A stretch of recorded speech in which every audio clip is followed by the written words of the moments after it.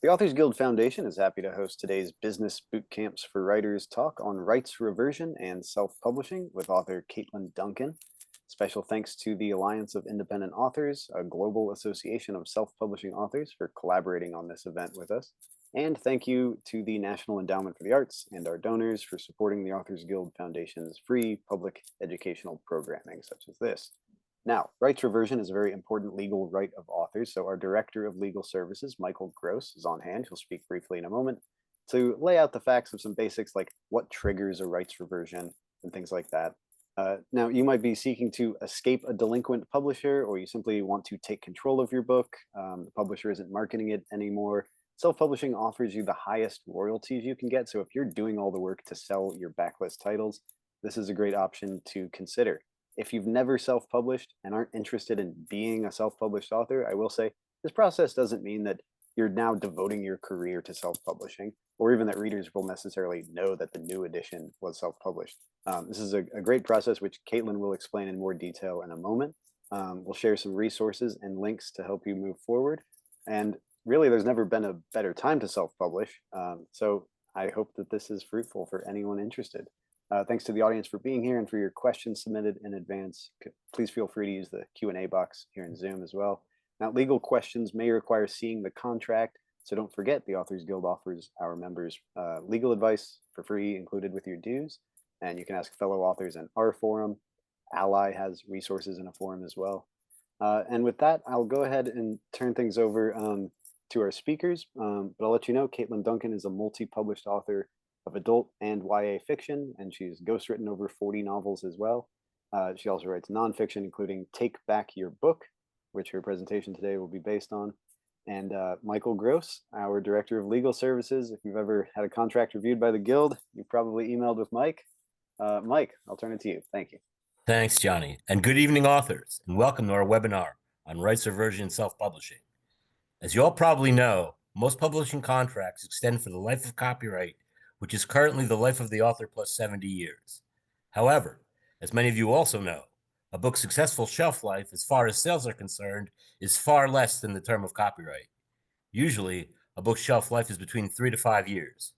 For this reason, if a book is not selling well, it is imperative that you as authors have strongly worded out-of-print clauses in your publishing contracts, such that you can reclaim your rights and look for other publishing opportunities if your work is not producing income. Ideally, a strongly worded out-of-print clause allows the author to terminate if their work is not available in physical copies, in normal trade channels, or is only available on a limited basis via print-on-demand or ebook technologies. In the case where a book is only available as a POD or ebook copy, you want to make sure you are entitled to a reversion of rights if you're not earning a certain amount of income over a 12-month period, such as $150 to $300. You don't want to use a sales threshold because the publisher can sell your work at any price, regardless of what royalties you earn. So you always want to use that royalty threshold. If your minimum earnings threshold is not reached, you should be entitled to regain your rights and seek other publishing opportunities. Now, as far as the reversion process is concerned, most of our out-of-print clauses require the author to submit a reversion request once their work is out of print in accordance with the definition of the contract. And the publisher often has 6 months to either reprint the work or revert rights to the work upon the author's request. In submitting reversion requests, authors should be sure to follow the contractual formalities, including notice formalities, which may include sending formal written notice by certified mail, return receipt requested, rather than via email or a non-traceable physical letter. Michael, excuse me. Could you move back or move your camera a little so your mouth is a little off screen, and some of the hard of hearing folks want to lip read. Sorry, make sure this is better. Okay, that should be better. Okay. Now, as far as the reversion process is concerned, most out-of-print clauses require the author to submit a reversion request once their work is out of print. Oh, we already said that, sorry. In submitting reversion requests, yes, you follow. As far as the language of requesting reversion, there really is no magic language. I generally tell authors to reference their out-of-print provision in their contract by the contractual section, such that the request would read, pursuant to section X, I'm requesting reversion of rights. Unless the contract specifies otherwise, this simple type of language will do. Likewise, authors who have agents should rely on their agents to handle the reversion process for them. even if they have otherwise terminated with their agency as far as other works are concerned. If your agency is receiving a commission from the sales of your out of print work, the agency should handle the reversion for you as well. I'll also add that in recent times, many publishers have been dumping remainder copies on Amazon and other online sites once the reversion has been granted, which floods the market and makes reselling a new edition very hard, if not impossible. For this reason, we're encouraging authors to try to add language to their contracts that require the publisher to either destroy all remainder copies upon reverting rights or require the publisher to offer all remainder copies to the author at the cost of production. Moreover, I'll also say in recent times, many small publishers have gone out of business, often with many issues unresolved, including reverting rights back to the authors. This creates many problems for authors, obviously, as most publishers who are seeking to republish a work that was already published will insist on proof of reversion. Obviously, this can be very difficult to provide when a publisher shuts down and disappears. In these situations, we ask Guild members to contact us so that we can try and track the defunct publishers down personally to obtain the requisite reversion papers. Now, in the case of a collaborative work or an author-illustrator agreement, an author's right to reversion may only extend to the portions he or she contributed, such as in the case where the author owns the words and the illustrator owns the illustration. In order to republish the work as initially published, both parties would have to obtain reversions and reach a new agreement with a new publisher in order to republish the original work. Other times, where the collaborators jointly own the whole work, there can be some issues if one party wants a reversion and the other does not. It would be best to address this directly in any contract with two or more collaborators.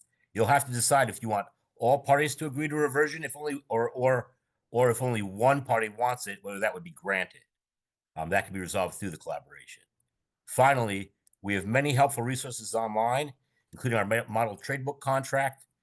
Section 10 of our model has detailed information on reversion of rights and sample language. And of course, for all you non-guild members, we encourage you to join the guild as we do offer free legal services to members, including assisting with pursuing reversions of rights. And at this point, I will turn it back over to Katlyn, and she can do her presentation. Thank you. Yeah, absolutely. Hey, everyone. My name is Katlyn Duncan. I just want to thank the Authors Guild for having me today. Rights reversion is a very niche topic, but I do enjoy talking about it frequently with other authors. And Michael made some great points that I'm going to reiterate throughout my presentation. I'm just going to share my screen real quick to get started here. All right, great. So I am the author of Take Back Your Book, an author's guide to rights reversion and publishing on your terms. I wrote this book back in 2020 when I had my rights reverted back to me, and I'll go into that in a little more detail in a moment. I scoured the internet for what to do with books that were reverted back to you. And it was through a lot of conversations and smaller articles and blog posts that I was able to sort of figure out how to do this. But I didn't have a resource, and I know a lot of people were talking about it. So I sort of created this resource myself. This book is sort of memoir / self-help in how I went through the process of rights reversion and what I did with my book, some considerations I made, things like that. I have several case studies in the book as well with other authors and other situations, which are great. And I also just want to reiterate, this is my journey, my experience. Everything I talk about here today is just what I know and what I know from speaking to other authors. So this is a very broad overview of rights reversion and things like that and considerations. There are definitely a lot of minutia that I'm happy to dive into. Feel free to email me or reach out. I'd love to chat about this further at any other time. So just a little bit about me. I started traditionally publishing in 2013. I started self-publishing in 2020. So I'm a hybrid author, which basically means you have both one foot in the door of both traditional and independent publishing.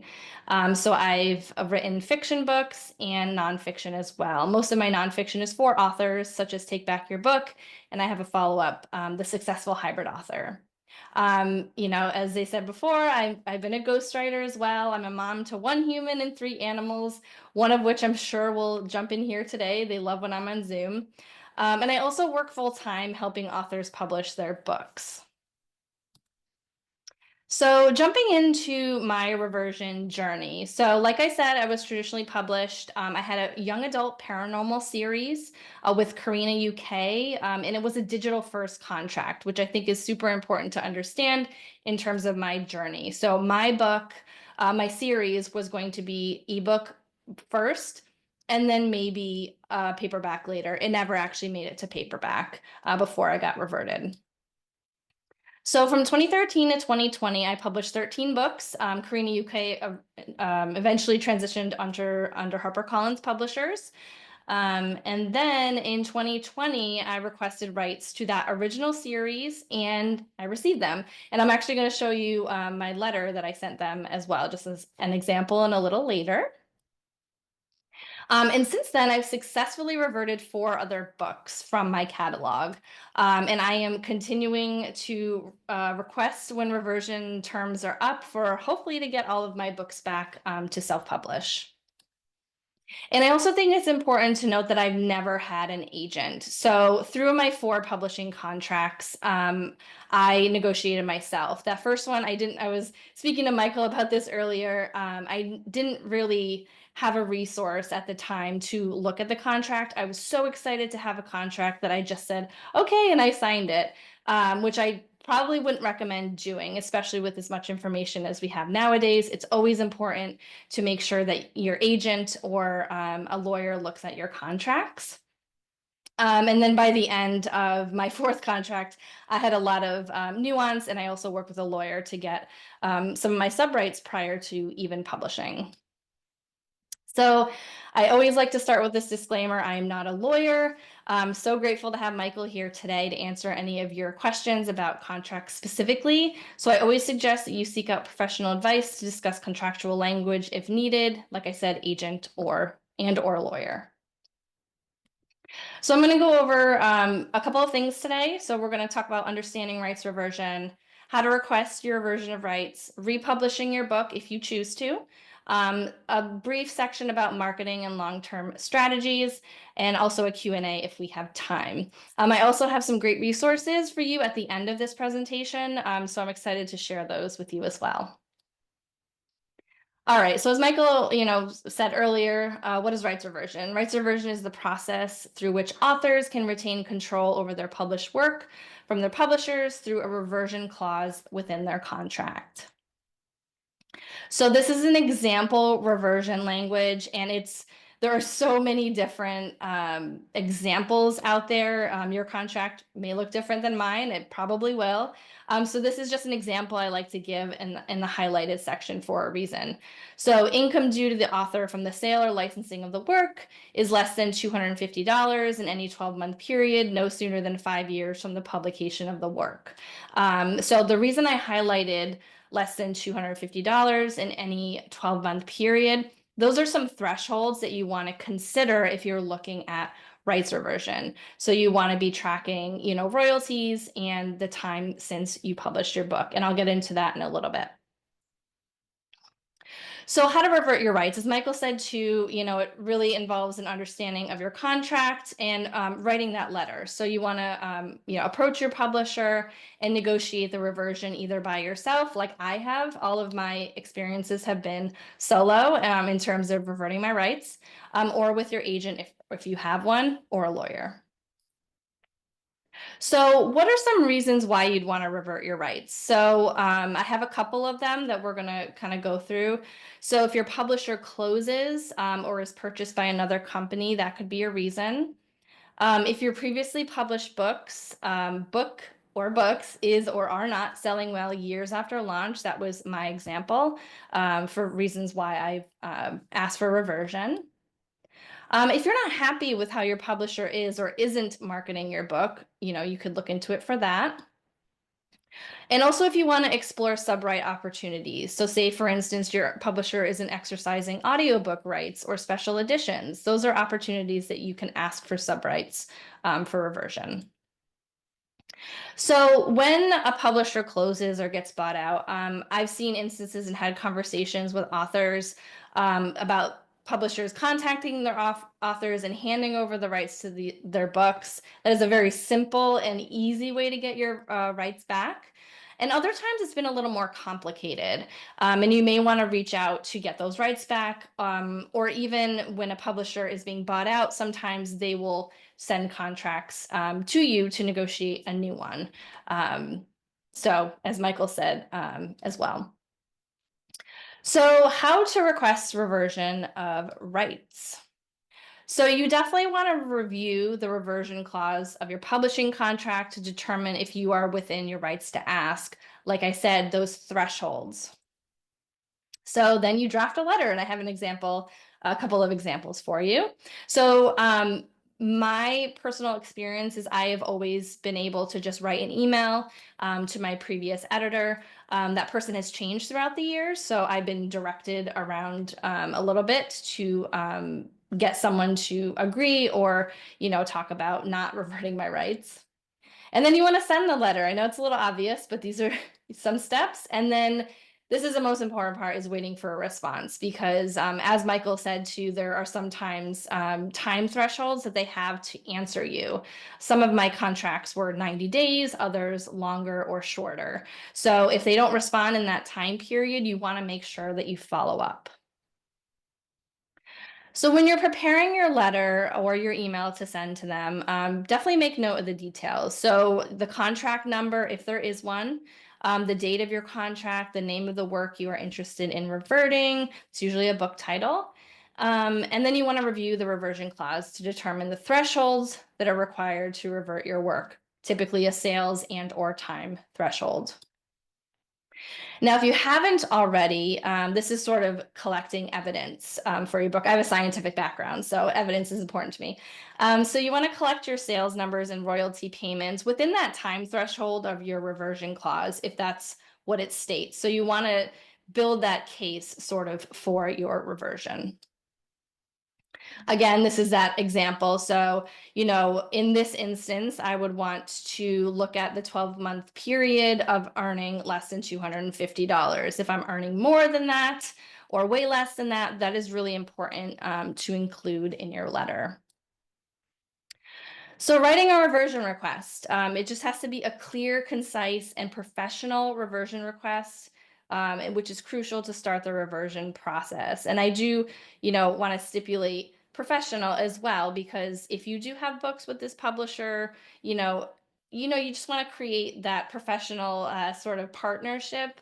When it can be a little tense sometimes if people's are either rejected or their letter goes unanswered. So just exude professionalism when requesting these rights. So it should include information like your intent for the book, potential benefits for the publisher, and terms from the contract. So the reason I say potential benefits for the publisher, and I'll go into it when I look at my letter, I'll put a pin in that for a second, and I'll mention that. So this is an example. It's sort of a template that I'm going to, offer you at the end of the session. So you don't have to take a picture if you don't want to.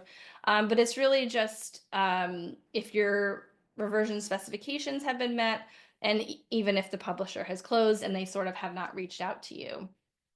So basically, the normal, dear the contact at the publisher, I am writing to request that per, and if you have a contract date, information like that, and then you want to list the title or title that you want to revert back to you, the author.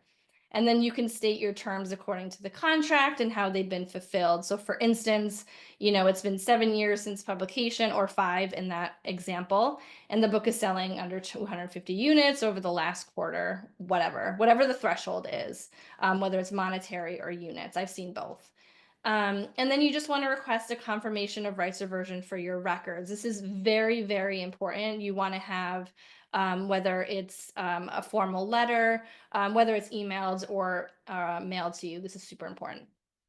And then you just tell them how to get in contact with you for that letter. I'm going to take a quick sip of water here. So these are two of the requests that I've sent throughout the years. I've retracted names and also agreement numbers just for privacy reasons. So I said, hey, Sarah, I hope you had a great New Year and a relaxing holiday. I had a really great relationship with this editor. And this is sort of, how we spoke. So I'm requesting rights reversion for my young adult paranormal titles. So this is when I requested all 3 of the books in that series. So they neared the 7-year stipulation in the contract and have also not been performing well over the last few quarters. And then I listed the titles. And then the reason I said previously about the potential benefits for the publisher. Now, under this particular imprint, they were not really publishing young adult titles.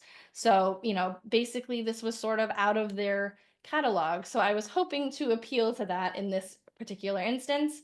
And I got my titles back with no, issue. The second one here is much shorter. I didn't really have a relationship. Some of my editors had left. So I didn't, do too much, meet and greet type of thing. So, I just laid it out for them. I hope this email finds you well. I'm requesting the reversion of rights for As You Lay Sleeping. That was one of my titles from agreement, whatever. And then I went over the thresholds, and that one was allowed through. Now I do, want to caveat and say, like, not everyone's requests are pushed through right away. I had a very easy time so far, knock on wood, with getting my books back. I've had some sort of remarketing efforts done for one of my titles, so they are currently keeping that title. One of them they actually produced into an anthology, so I'm working on it. But just as long as we stay professional and polite, that's really all that matters, and the ability to advocate for yourself. So where to send your request? Like I said, I always reached out to my editor or former editors, and this was handled appropriately. Sometimes within a contract, there may be a rights department, which is listed, but usually, in my experience, if you have reached out to the wrong person initially, someone will guide you toward the right person within the company to, handle this request. So like I said, the waiting part, it's very difficult to do, but it could take a while.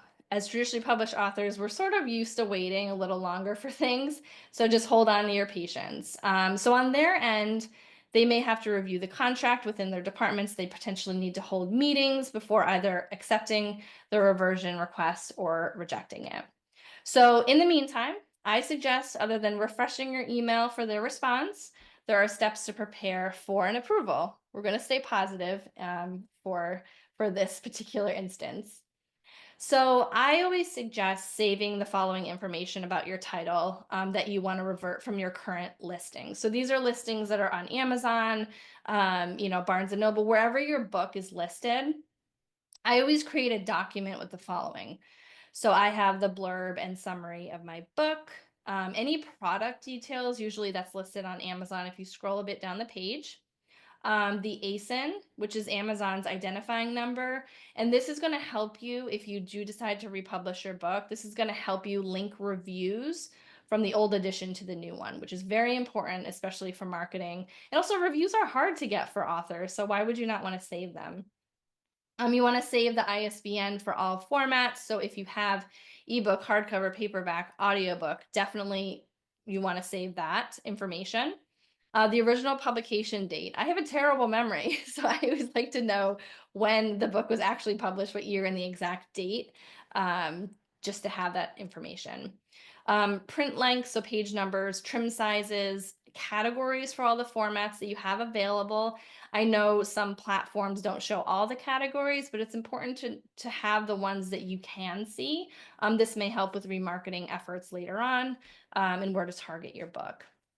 And also your reviews. So I'm going to let you know why the reviews are important in a moment. So why do we want to collect all these details? So I think it's important because once the publisher has given you the rights to your book back, they're going to start taking down these listings. So once these listings are down, they can be down forever.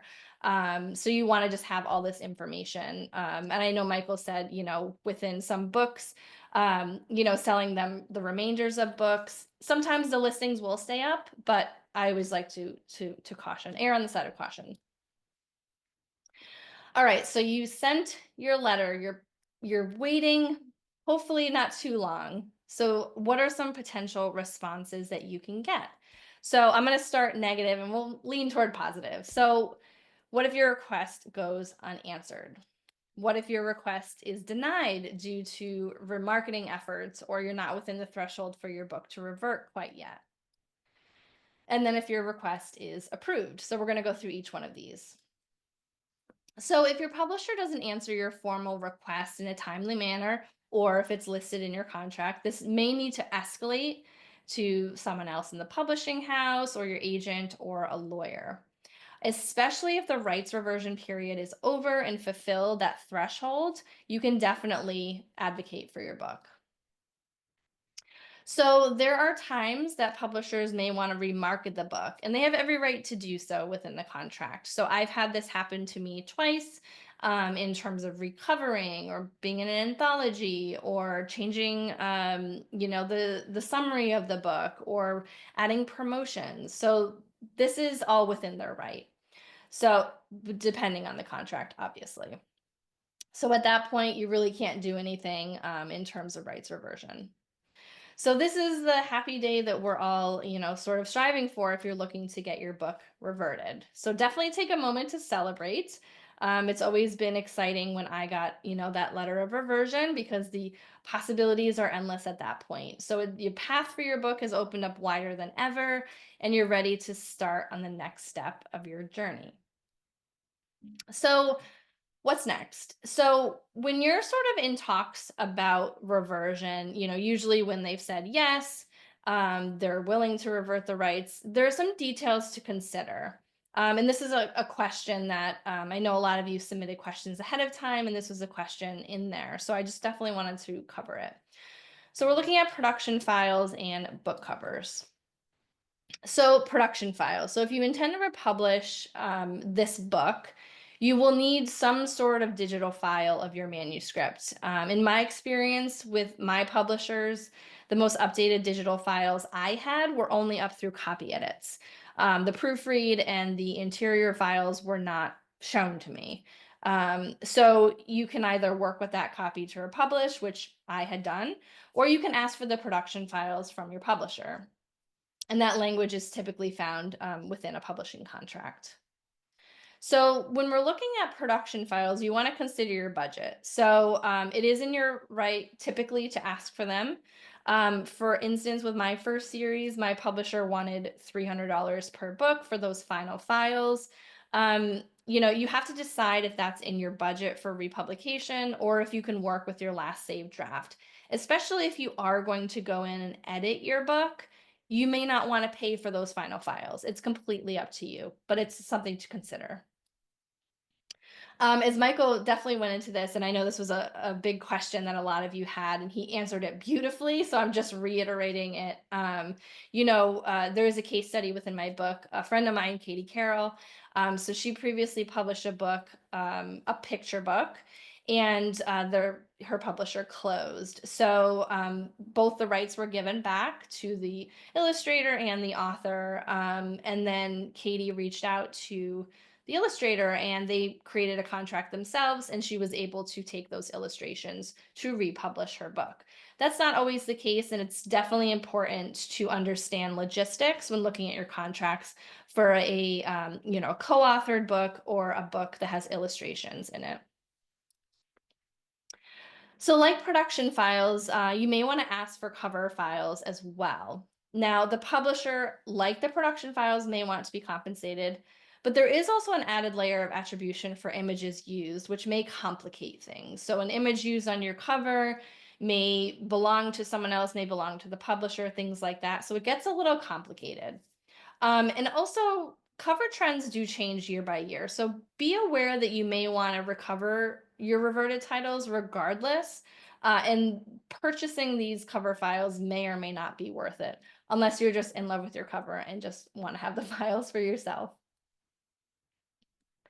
Requesting subrights. So when we're looking at, this is sort of outside of getting the book, like all of the rights back. Some people asked about this as well. So if some formats of your book are keeping you out of that reversion threshold, whether that's the amount of books you're selling or you're within the threshold, you can still ask for subrights. This might be a harder sell for your publisher, especially if the book is doing well, but it's definitely worth a try. And a lot of authors have found success this way. And I have a few case studies in my book as well. So I have another sample letter if the reversion specifications have not been met. And really the only difference is that middle paragraph where you're asking for a specific subright. So, if you, for instance, if you found that your publisher has not exercised audiobook rights and you say, I would like to take this on, obviously it's going to benefit the publisher as well if your audiobook is doing well, because then people might go to the print book or the ebook. So it's definitely something you can do. A lot of times it can be rejected because you are not within that threshold, or the publisher may want to then exercise the rights once they realize, they're important. So again, I just want to reiterate, even in the case of a denial of your request, focus on maintaining a good working relationship with your publisher. This can involve finding a compromise or making plans for when your contract expires. So each situation requires patience, professionalism, yet you want to be persistent if it's something you really want. I always believe in advocating for ourselves. All right, I'm going to take a quick sip here. So we're going to talk about next, some instances of republishing your book. And this is going to dive a little more detail into self-publishing. And I know you guys had a lot of self-publishing questions, but I'm going to scratch the surface a little bit for some considerations that you want to make. So what to do after a successful reversion? So the first step, as I said, is keep that reversion letter in a safe place. The reason I say that is I have come up against situations where I'm trying to republish a book that was previously with another publisher, and I was sort of stopped by Amazon. So they're going to want evidence sometimes. This is not an always situation, but they're going to want to see evidence of you now owning the rights to that book. So having, an email, a formal letter is probably going to push it through a little better, but any evidence that you have from your publisher is something you want to keep. So next you want to decide what to do with your book. So you can draw it, you can republish it as is, or whatever, format you have it currently in, or if you have the production files, or you can republish with changes. So we're going to go dive a little deeper into all of these. This was a question that I receive a lot, and I also know a lot of you were asking as well.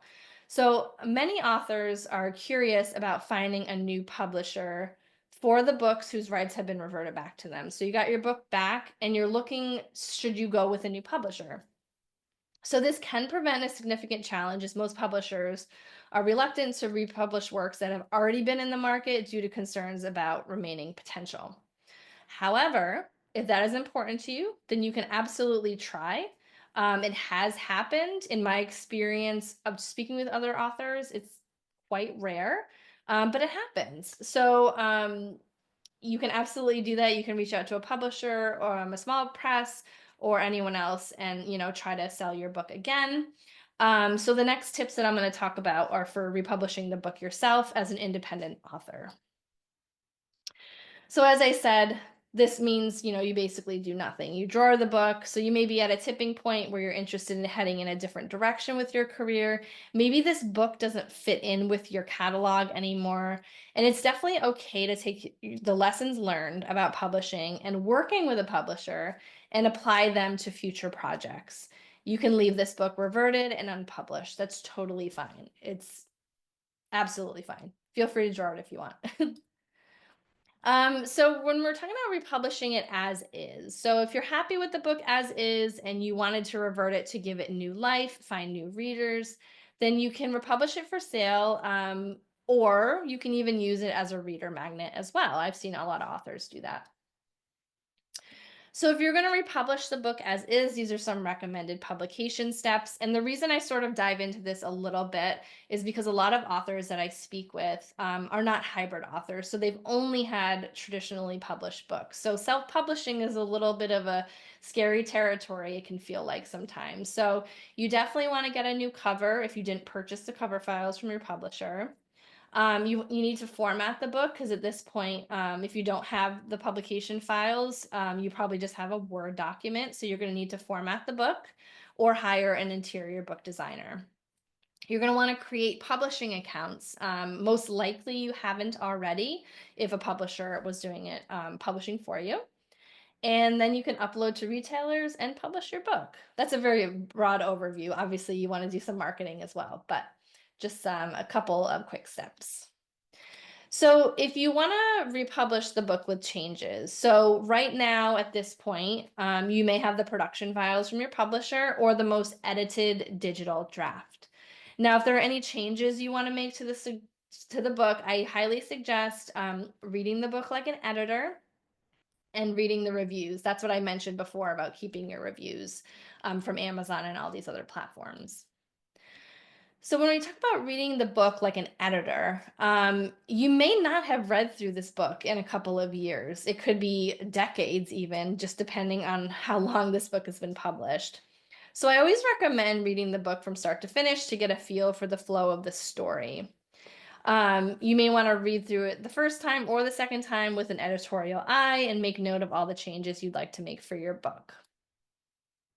Now, when I talk about reading reviews, so I tend to look at the 3 and 4 star reviews.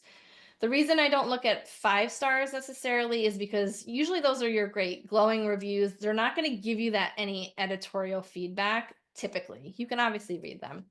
And when I look at the 2 and 1 star reviews, most of the time it's not constructive. Sometimes people are being mean, and that's not really great for morale. You may be able to dig up some things from there, but I find the real goods to be in 3 and 4 star reviews because typically they'll have some critical feedback that you can use to improve your book. And typically these are people that are most likely your ideal reader. 1 and 2 star reviews most likely are not your ideal reader.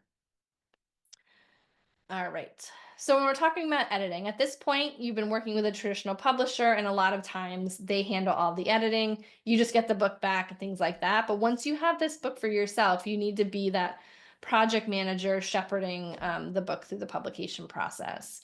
So I just briefly talk about a light edit, a heavy edit, and a complete rewrite. So a light edit may involve as little as fixing a few typos, bringing the dialogue or prose to the writing level that you're at today, because most likely you've learned a lot in the publishing process while preserving most of the story. So at this point, you may want to complete a line edit, a copy edit, and a proofread if you're not changing too much about the story or book. It doesn't have to be fiction. So the heavy edit. So this is where all the tweaks are, from altering characters. I think I missed one. Oh no, sorry. This is where you're altering characters and plot to a point where a reader who has experienced the story before would probably still recognize it, but know that it's not quite the same. So at that point, you may want to choose to complete a developmental edit, a line edit, copy edit, proofread. And here we're talking about the complete rewrite. So with this one, that original seed from the story remains, but it's really a stark contrast from the original. So this is where that reader who bought the book, say 7 years ago, accidentally picks it up again and maybe recognizes the character names if you let those alone, but the story is entirely new. So depending on your process, this may involve a full outline, definitely new drafts, and all of the editing steps. Also, you may want to enlist critique partners or beta readers as well if you are completely overhauling the book. All right, and then we want to look at cover design. So we have the book and now we're looking at covers. And at this point, at least in my process with my publisher, I didn't have a lot of control over cover designs. This is a really fun step. So there's some options you can look at. You can do it yourself. It's definitely more of a time cost than monetary. Obviously, if you have to purchase design programs, it's going to cost money. You can get a pre-made. There are some beautiful pre-mades out there, which can average around $50 to $200, or a custom cover, which can run the gamut of how much it'll cost. So in looking at where to find a new cover designer, my favorite place to go is if I see a book that I like that's within my genre, I'll tend to look at the See Inside feature on Amazon and look at the copyright page. Most of the time, authors will list their cover designers on the copyright page, so I always start my research there. You can talk to author friends, ask their recommendations, who their cover designer was, who they've worked with in the past. Google search is always helpful, or you can look at freelance websites like Fiverr and Upwork.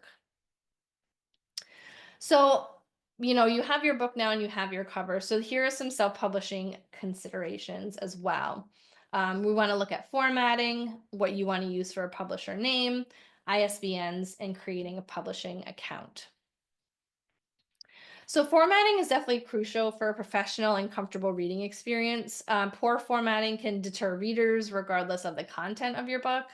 You can definitely self-format for free or use paid tools, even hire a formatter depending on budget and time. So here are some free options and paid options for formatting if you're going to do it yourself. A lot of softwares have been popping up throughout the years, but you can use Google Docs or Pages, Draft to Digital for ebooks, Kindle Create for ebooks in print. Some paid options include Microsoft Word, Scrivener, Vellum, InDesign, and also Atticus. So when talking about hiring a formatter, again, this may be out of your wheelhouse if you've never self-published before. You can get a private freelancer. So editors often offer formatting packages, or you can hire a formatting specific company. And again, freelance websites like Upwork or Fiverr for budget-friendly options.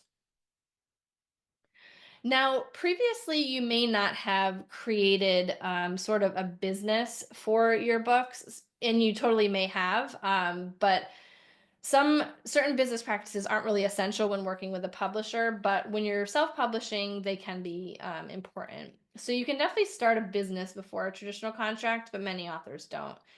So if you're in indie publishing, creating an official business might make sense. You could run the gamut of creating a whole new business or even just using a DBA. For me, it was about having my own publishing company name next to the publisher's in-book records. So I created my own. While I'm not publishing other books outside of my own, it sort of sometimes avoids the obvious self-published label on retailer listings. And you can determine whether that's important to you, whether you want to have a publishing name or just your name.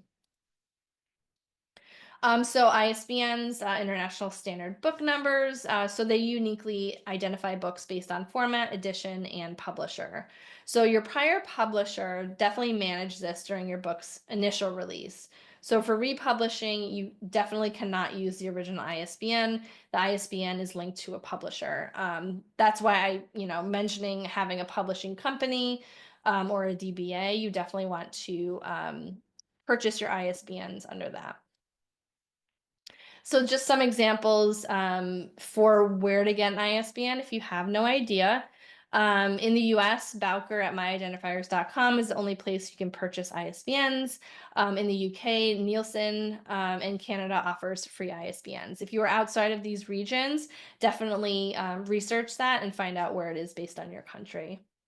And some tip that I always like to give is bulk purchases are often more cost effective for places that you have to purchase ISBNs. And especially if you are doing several formats, ebook, paperback, hardcover, even just to start, that's 3 ISBNs you have to use. Now, when we talk about publishing accounts, so depending on your strategy for republishing your book, there are some decisions you need to make on where you want to upload.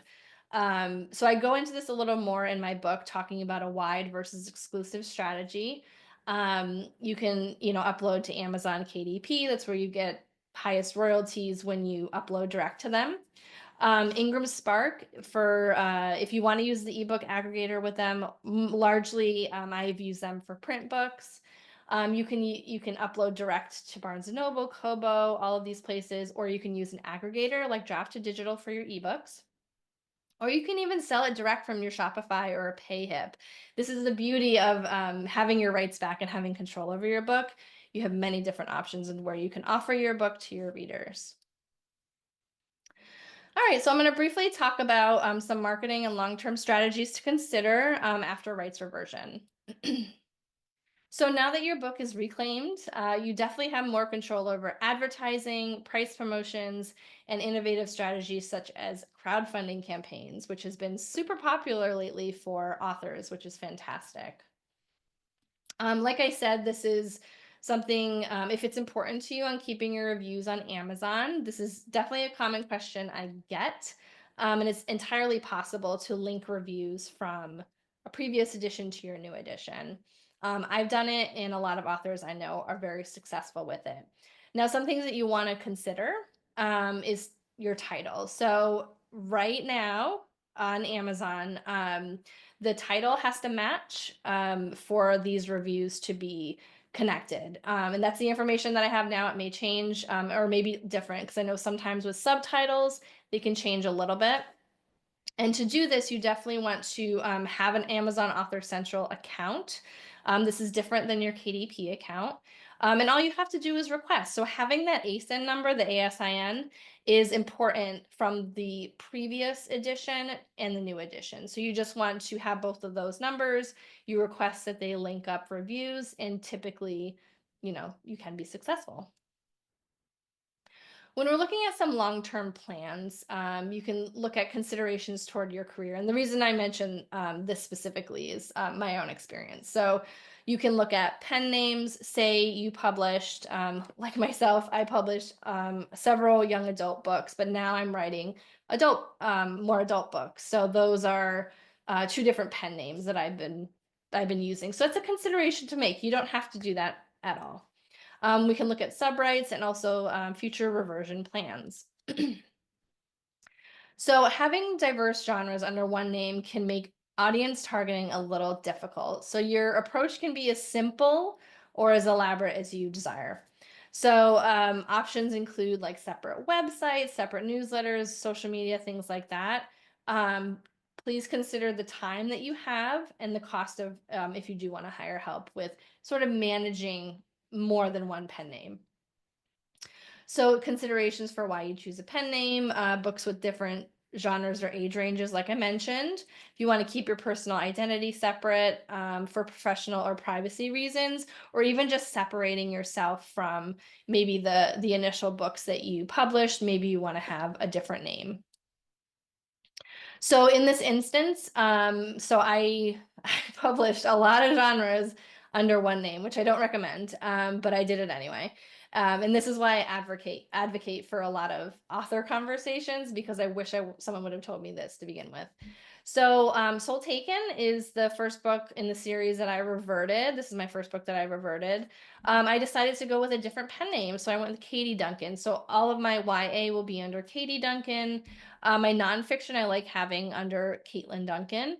And then for my psychological thrillers, I added a little initial. So it's really separating my books out on all of the platforms when I have different pen names to target the readers. And like I said, this is not something you have to do, but it is a consideration that you can think about when you have those rights back. So subrights. So getting your rights back gives you control. Self-publishing may feel overwhelming at first, but you don't have to do everything at once. So these subrights could include audiobook, large print, film rights, translations, and more. So once you get your book back, you have so many opportunities to publish your book in different ways for different readers. So it's definitely an exciting prospect.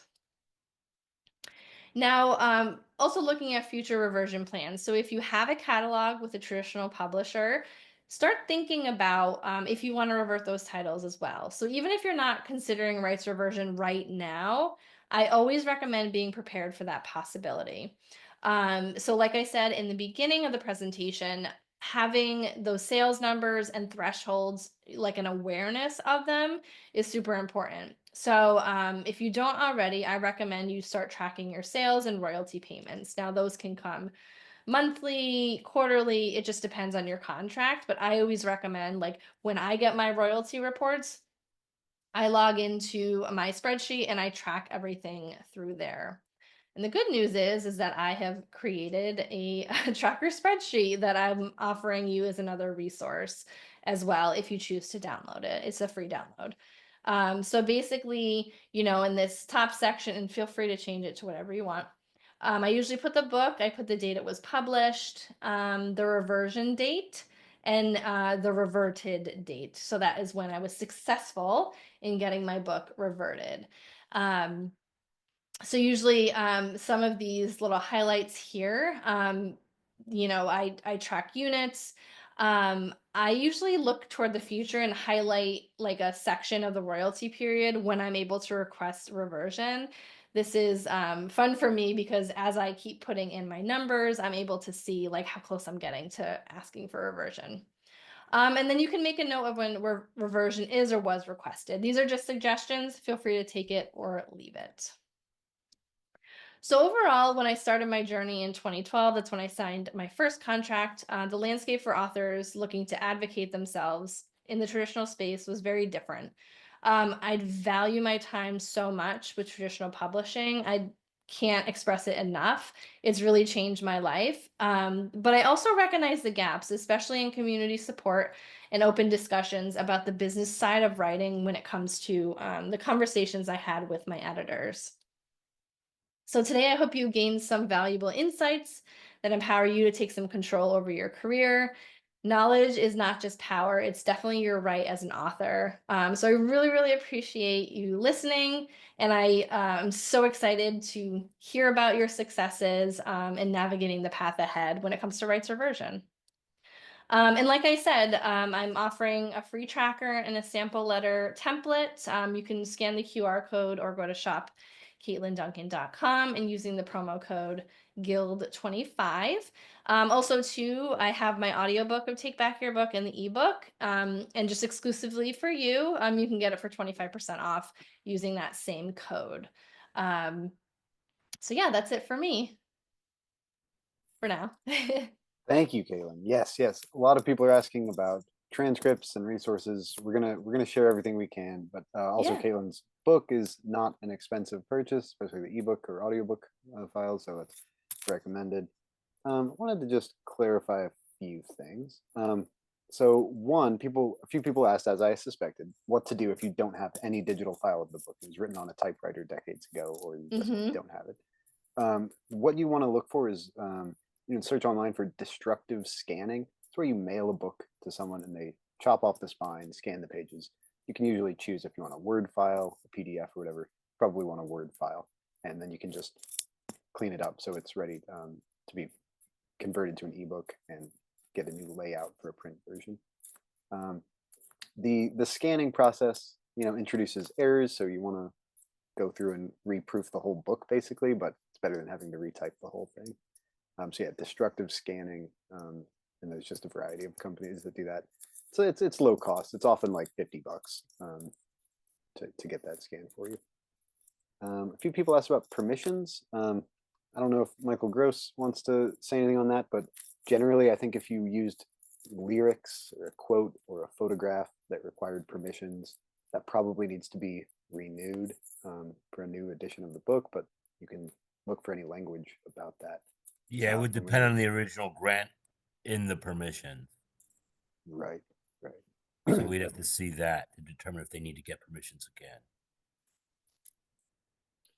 And we'll share an Authors Guild guide to self-publishing. That's members only, but there's a lot of resources on that. I would suggest going to the Alliance of Independent Authors and seeing their advice center. Selfpublishingadvice.com is a website that they run. And also Jane Friedman has a very simple how to self-publish, a blog post and a checklist. And you don't have to do the whole process in this situation. A lot of it's, working with editors and things like that. So you can kind of skip to the parts that you need to do. Let's see here. And some people were wondering about printing options. So Katlyn, we're mostly talking about ebook and print on demand. If somebody wants to have copies in hand, I think that there are ways to do that through Ingram and others. You can certainly get author copies to hand sell at readings and things like that. Yes. Ingram Spark is typically my go-to. It's, sort of industry standard at this point. You can get them through Amazon. I do recommend that you get them after publication. If not, if you get an author copy before publication, it has a really ugly, not for resale line across your beautiful cover. So you can look at Ingram, Lulu, 48-hour books, Book Vault. These are some, current options that you can use. Yes, and some of those I think are a good idea if you have a picture book, coffee table book, cookbook, things with a lot of images where you want to have control over the quality of all those images. Yes. And Michael, thank you for typing out so many answers. No problem.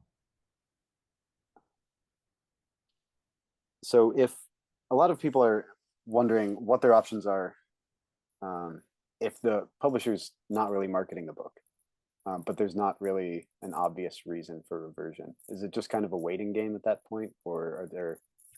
At that point, you might want to try to repurchase your rights. If they're not doing anything, your book is not selling, but it's still in print, if you're not entitled to a reversion under the contract, you can try to negotiate a buyout just to get it away from them, and so you could seek out other opportunities.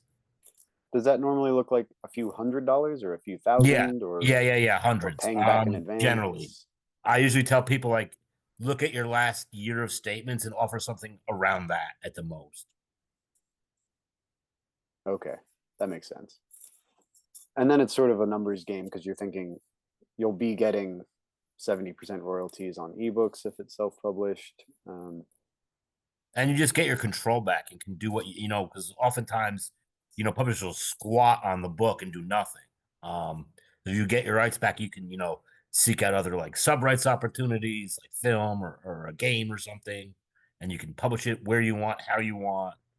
You just get the control back of your own work. Yes, definitely.